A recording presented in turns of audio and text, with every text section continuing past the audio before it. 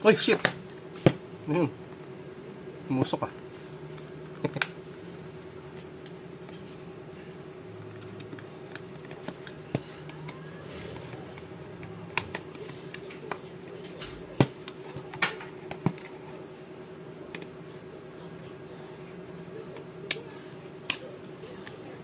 Oh, wala na.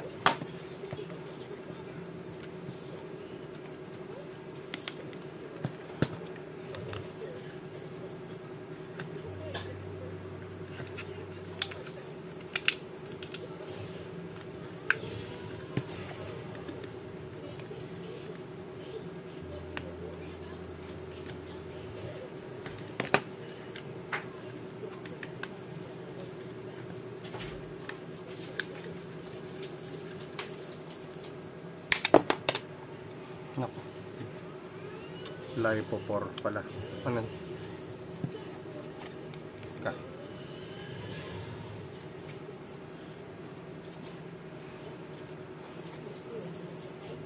Cannot be.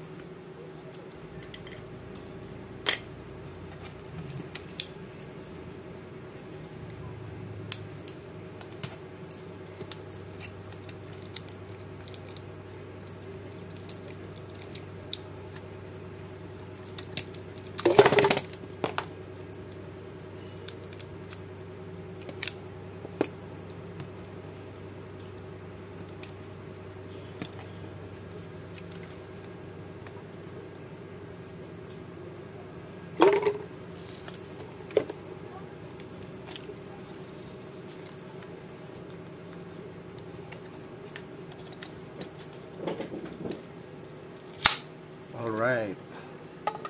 Ang issue nito, pag umabot na siya ng 35%, naglolobat daw bigla, sabi nung nagpapaayos. Kaya, i-convert, since wala tayong makukuha na ng mga lithium polymer, ito na lang yung gagamitin, 5 piraso nun, na tig to 2,000. Ito, magiging, imbis na 20,000, magiging 10,000 man na lang to. So, tatanggalin natin to. Tingnan natin ko lang voltahe. Yun, nice. Pwede natin palitan. Saka sana rin syempre magkasya. Mahirap kasi pag hindi nagkasya. Mga lithium ion kung kakasya. Sikip. Medyo sikip. Tingnan natin kung masasarahan pag nilagyan natin ito. Yan, kasya naman. Medyo may balakid lang. Dapat siguro tas-tasin natin to, yung mga nasa sides na yan. Magtatas-tas tayo.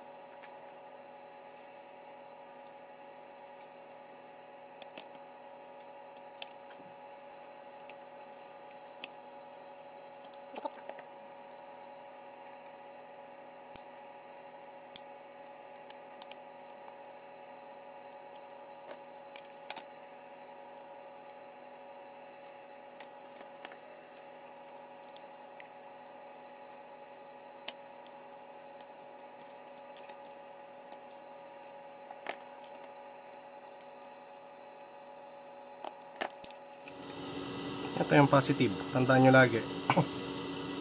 Yung positive yung may ring, maliit. Ang negative, itong flat.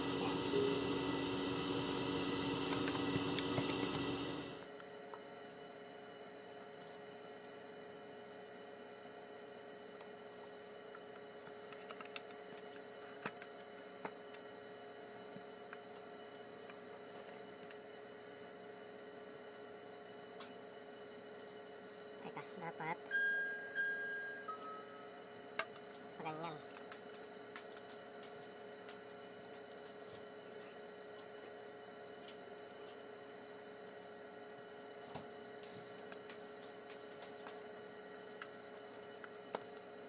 Lah, at 0%.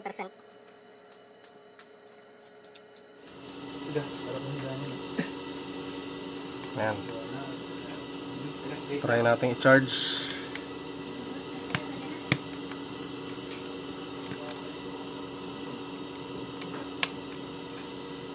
Ayun. Lah. Nagwawala yung number. 63%. Subukan ko hugutin. So, yan. Yun yung totoong ano niya. Charge. So, tayo muna natin ma-full charge. Siyempre. Charge muna natin. Tingnan natin kung kayang i-full. Hanggang yan. 85% yung charge nito. Try natin hanggang sa mag 30. Pag nag 35 ito, dapat hindi siya magsi-zero.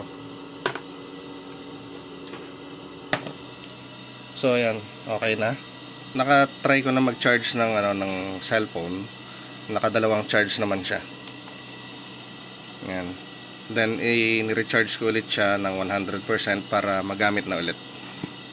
Okay na. Good working condition na ulit.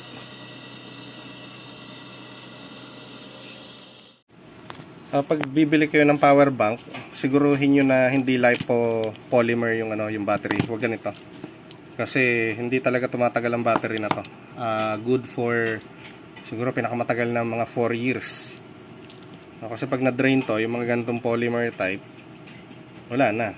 Mahina na agad yung resistensya niya. Hindi katulad ng mga 18650 na lithium ion. Maano talaga makukuna to. Maabot to ng 10 years. Okay din naman to. Kung sa palakasan, malakas talaga magkarga to. Tapos mataas din yung amperahe sa liit lang to. Yun nga lang, syempre lahat ng matataas ang capacity may downside. Yun nga lang, mangyayari dito, magiging na lang to. From 22 ito 22.5 watts o milliamperes, magiging na lang siya, 12 to 15 milliamperes na lang o 15 yun na lang ang mangyayari. Okay.